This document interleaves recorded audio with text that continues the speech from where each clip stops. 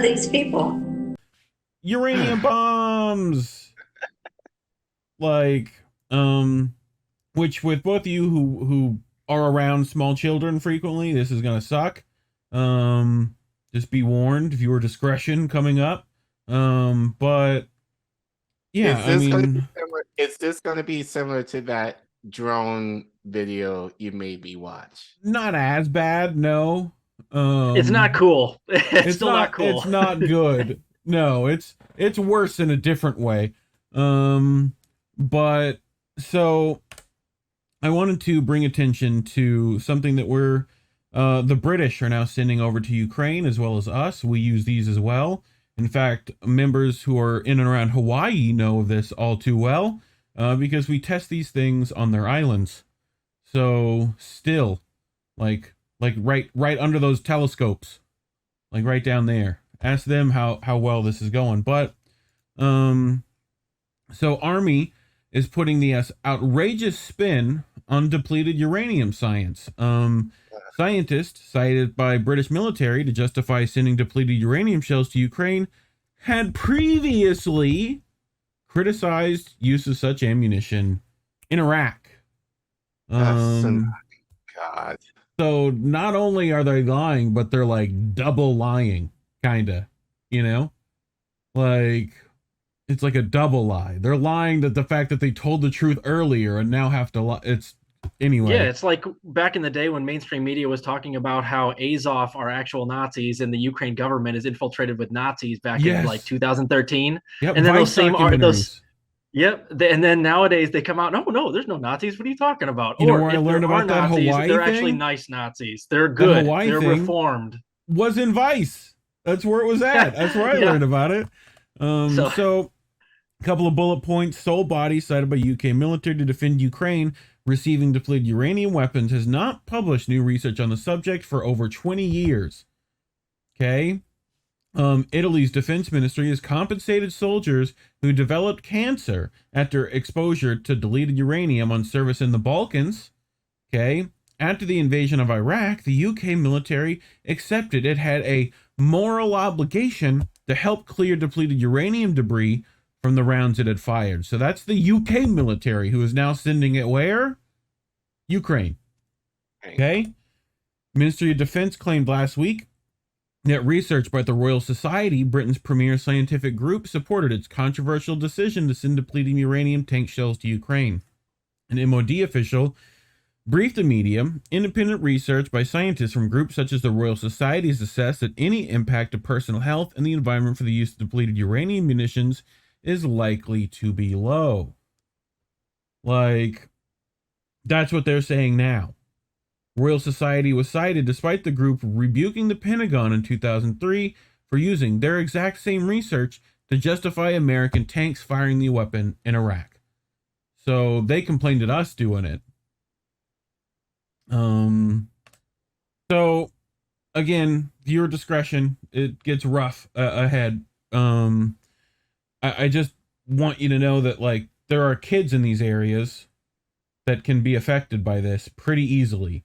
You know, like radiation causes birth defects and such. So this is Australia's Channel 10. We're talking about it after the Iraq stuff. So I will play that and do this and this. Well, tonight's late news special report is about an Australian woman who has spent the past 2 days walking the corridors of power to educate politicians in Canberra about what she believes are the horrific effects of exposure to depleted uranium. The US military has been using the chemical since the Gulf War.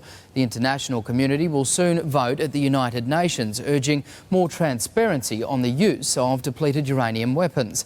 Australia plans to abstain on that vote, but Donna Mulhern wants to change all that. In a moment, I'll be speaking to her, but first, Leah Craven has her story. And a warning, there are some distressing images in this report.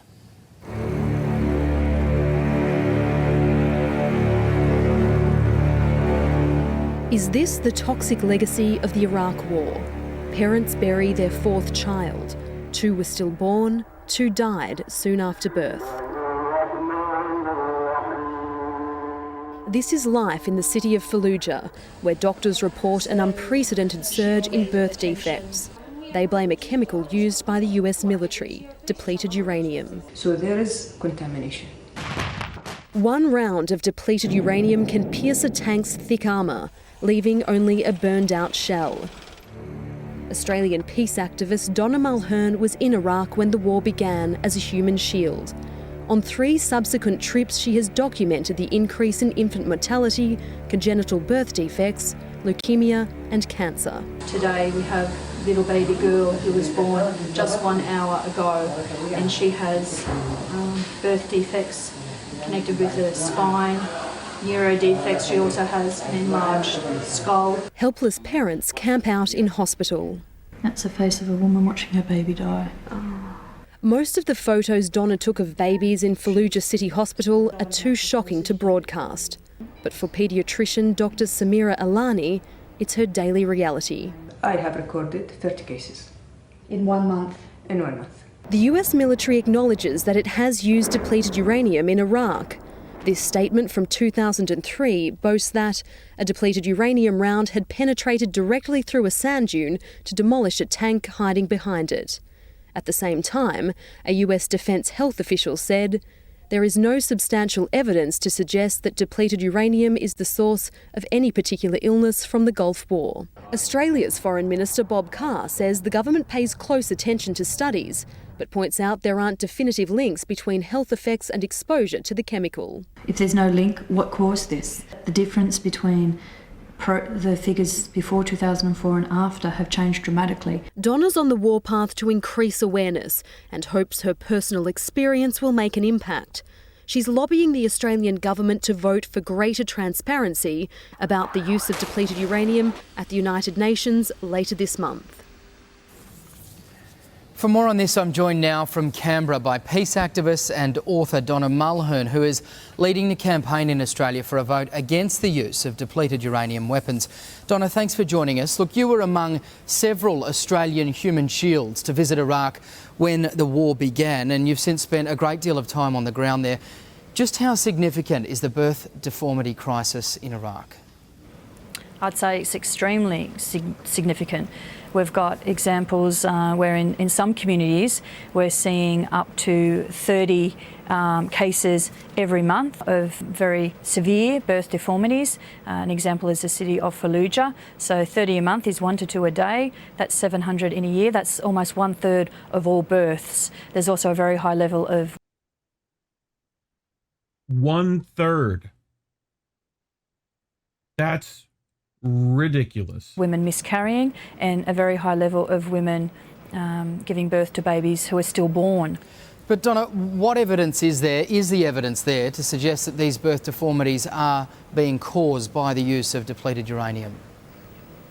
Well, certainly we have evidence of the use of depleted uranium in certain areas in Iraq, such as in Baghdad in 2003 and 4, and there's been more than 400,000 kilograms of depleted uranium dispersed throughout these communities. It's also alleged that depleted uranium was used in the attacks in the city of Fallujah in 2004. A researcher found that the health problems in Fallujah connected with uranium are even more severe than Hiroshima and Nagasaki after the atomic weapons were dropped there. You've spent a great deal of time in the hospitals in Fallujah, as you've mentioned, west of Baghdad.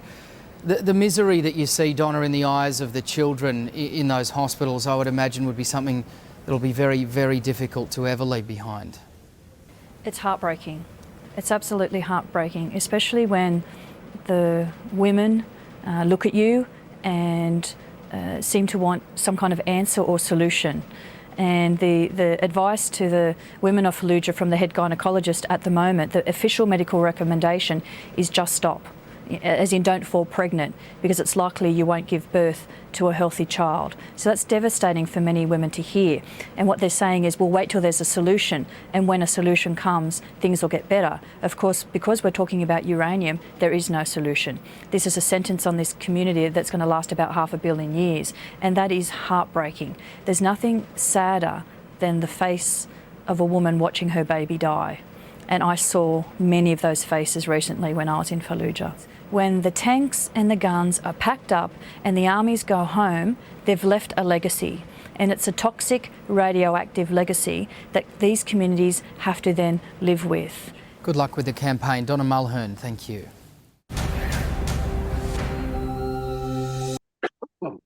Well, sorry to bum both of you out. I apologize. But you know, all fair's in war, I guess. What do you think?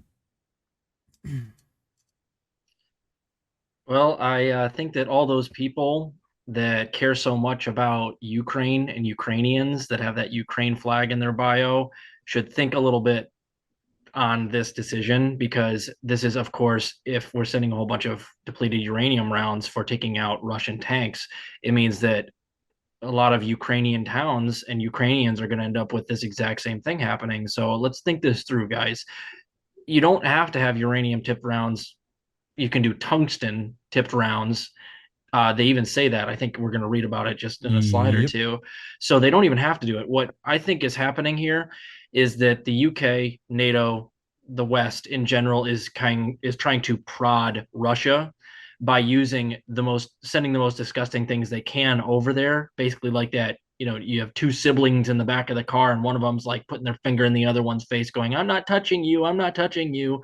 This is one of those things where it's like the thing that falls just short of radioactive nuclear weapons is radioactive rounds like this. So the US, I think, in a real way is prodding Russia to retaliate.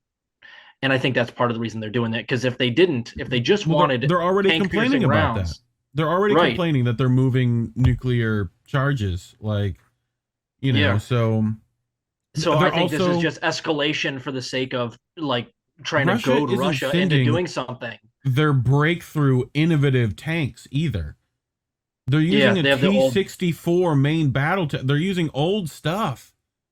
It's all been old. They're not sending their best stuff out first. Like, they're like, let's hope these blunderbusses work. You know, like, and if they start to actually use these rounds in Ukraine, you're going to see exactly the type of birth defects you saw in Fallujah, and then all these people that have been, you know, so bravely cheering for the brave Ukrainians, putting the flag in their bio. You're going to have to answer some questions when 5-10 years from now, all these Ukrainian babies are turning out like this. Is this really worth it? Is this really worth it? Like, we need to do some serious analysis here. This is seriously fucked up. It really is. So, and you need to, some of these people need to do some soul searching and decide if this is really worth it. Couldn't agree more. When contacted, the scientific body told us in 2001-02, the Royal Society published 2 reports on the health hazards of depleted uranium munitions and provided links for the first and second report. Your spokesman added that depleted uranium isn't an active area of policy research for the Society, and we haven't updated or published on this topic since those reports. In 2003, the U.S. military used these Royal Society reports to defend the use of depleted uranium by coalition forces in Iraq. Right, we're now 2023. This is literally 20 years ago. Way to feel old, people. Like, this was, Iraq doesn't seem that long ago to me. I don't know about you, but I mean, what does Jimmy say? He gets a gold watch now? Isn't that it? I think so, yeah. So that triggered a complaint to the media when The Guardian, saying the Royal Society was incensed because the Pentagon had claimed it had the backing of the Society and saying DU was not dangerous, which we just saw in that clip. They literally used that like talking point from government officials. In fact, the Society said both soldiers and civilians were in short and long-term danger. Children playing on contaminated sites were particularly at risk.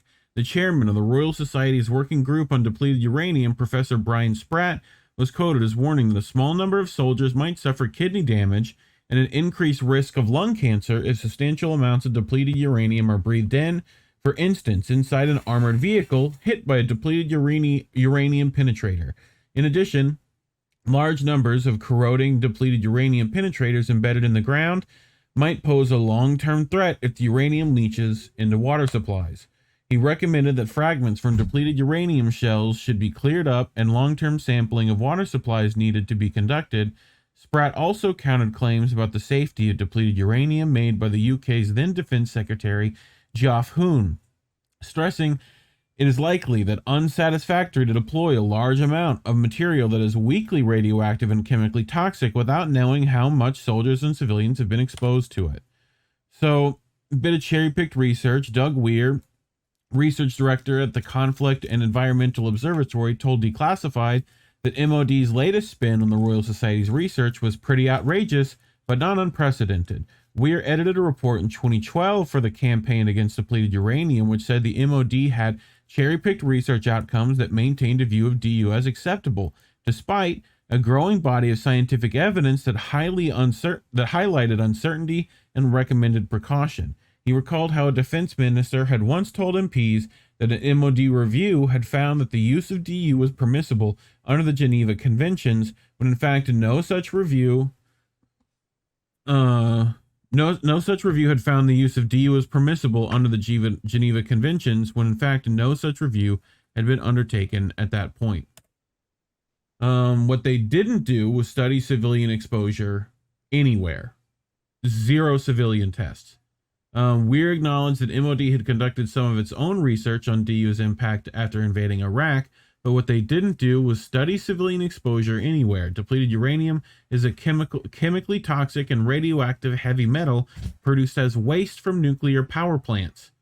You know, like the Chernobyl one that sent a bunch of it flying everywhere. Anyway, the military uses it for tank-piercing shells because it's extremely dense, like the fucking brains they got. However, scientific debate continues about its long-term risks to human health and the environment in post-conflict zones. That's like giving someone like a deadly virus to cure their cold, in my opinion. You know what I mean? Like, Right. Anyway, shells containing more than 2.3 tons of depleted uranium were fired by British forces in operations against Iraq in 1991 and 2003. So they got 20 years of study on this. U.S. troops fired far larger quantities, especially around the city of Fallujah, where it has been blamed for birth defects and a spike in cancer cases. The ammunition was also used by NATO operations in Bosnia, Serbia, Montenegro, and Kosovo during the breakup of Yugoslavia. Italian soldiers who developed cancer after serving on those missions in the Balkans has successfully sued their defense ministry for compensation. Serbians have attempted similar litigation against NATO. A study conducted in Kosovo by the UN Environmental Program shortly after that conflict ended found only low levels of radioactivity. Low levels of radioactivity. Sure. Where have we heard this recently? Like everywhere. East Palestine specifically. Yep. So, however, they were not able to consider the long-term consequences and only inspected 11 out of the 112 sites where DU had been fired. A later UNEP study in Serbia did find more significant corrosion of DU shells and that many of them were lodged deep in the ground. A subsequent report by the UN in Bosnia found drinking water had been contaminated, albeit at low levels. Where have we heard that before? After the invasion of Iraq, the MOD said, morally, we do recognize an obligation to help Iraq clear DU debris. Like, we got to clean it up. From the approximately 420 rounds it had fired. Someone chose that number specifically. We recognize that we have something to do, but we're not going to do it. Yeah. It's too costly. 8 contaminated vehicles were moved, and the UK's Department of International Development did provide some funding for further clearance efforts, but it proved inadequate with disposal teams lacking radiation meters. They literally don't even have radiation meters. As in, AKA Geiger counters. Like those things. Like, the Kremlin has reacted furiously to the revelation that Britain is supplying depleted uranium to Ukraine, even though Russia upgraded some of its own tanks to fire the weapon in 2018. In justifying the supply of DU shells in Ukraine, UK Defense Minister Baroness Goldie said the rounds are highly effective in defeating modern tanks and armored vehicles. However, her statement appears to contradict disparaging comments the British military has made about Russia's armored capabilities. I love when they pull like their own crap and use it, you know. So they've all been saying, oh yeah, Russia's not sending good tanks, you know. Ministers have repeatedly celebrated success of UK supplied shoulder-launched missiles at destroying Russian tanks.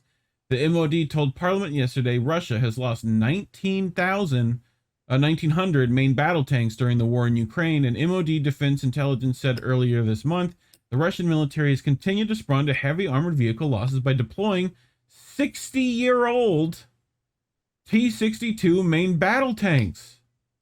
It described the vehicles as, quote, vintage and lacking in modern armor. A model of armored personnel carrier first fielded in 1954 was also now being deployed by Russia in Ukraine. That's what they're using. This suggests DU shells are not essential. Tanks supplied by Germany to Ukraine use armor-piercing rounds made from tungsten instead. The MOD was asked for comment. You think they gave one? No way. Do either of you know how shape charges work? No. Okay, so an RPG, classic shape charge, right? I'll actually go back to picture of the depleted uranium one because it is a shape charge. So here we go. You got this. Here's the depleted uranium. Okay, right here. Okay, it's pretty much like this whole thing, mainly stainless steel tip, maybe, right? And then you have, you know, propellant, essentially, whatever that's going to be. In this case, gunpowder, well, you know, and it's going to rifle its way down a barrel. But like, this is going to go that way, right?